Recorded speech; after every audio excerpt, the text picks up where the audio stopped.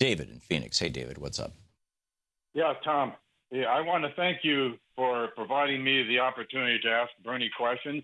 And one of the questions that I asked him was, just as global warming has a tipping point, a point where we have destroyed the planet so bad that we can't fix it, is it possible that we can reach a tipping point where the oligarchs and billionaire class have so much power that we can no longer return to democracy? And if so, when?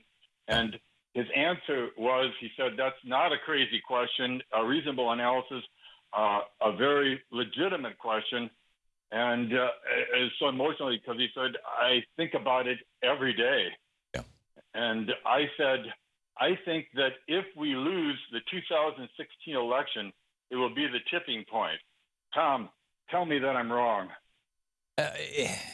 Maybe. I think you're probably wrong.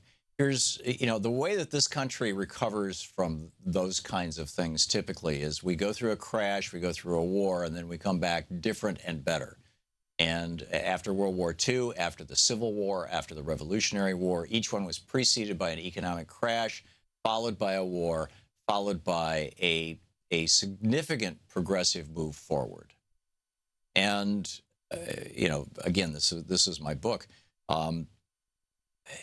I think that that's what's going to happen now. And I think that Donald Trump is going to be the Herbert Hoover president.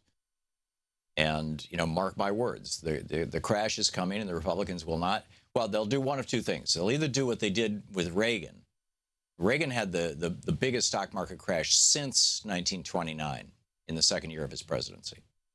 And how did he respond to that? He responded to that the same way FDR did. He threw all kinds of government money at it. He stimulated the economy like crazy.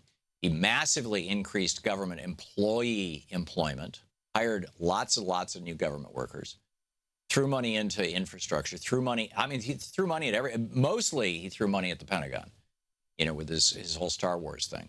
But he tripled the national debt. He had to borrow enormous amounts of money to put the economy back together. So, Republicans all say, oh, Reagan, brought us wonderful times or, improved the economy or whatever. Well, yeah, sort of, but he did it by using democratic strategies. So when the Republicans say, therefore, vote for us, we're going to do what Reagan did. Are you going to do what Reagan did, really? David, thank you for the call. We'll see.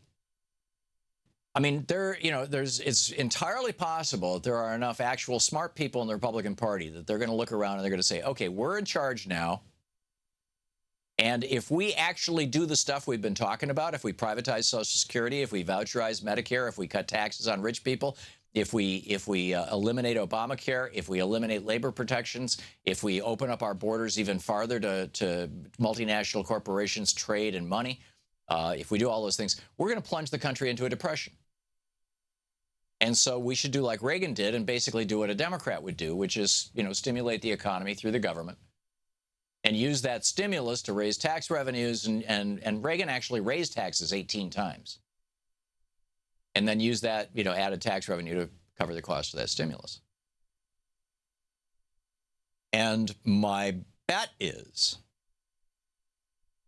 actually, I'm not willing to make a bet. It's going to go one of two ways. Either the Republicans are going to do what they said they're going to do, and Trump may just be crazy enough to do that, although I think not, because he was a Democrat for years and years, and he has some understanding of this stuff. Either they're going to do what Reagan did, or they're going to do basically what George W. Bush did, which is what led us right to the crash of 2008. He deregulated stuff, continued the deregulation, filled the regulatory agencies with people who were hostile to regulation, et cetera.